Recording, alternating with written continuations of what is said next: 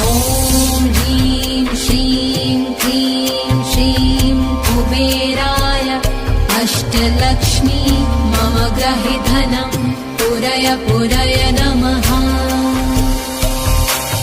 ॐ ह्रीं श्रीं क्लीं श्रीं कुबेराय अष्टलक्ष्मी मम ग्रहे धनं पुरय पुरय नमः। ॐ ह्रीं श्रीं क्लीं श्रीं कुबेराय अष्टलक्ष्मी मम ग्रहे धनं पुरय पुरय नमः।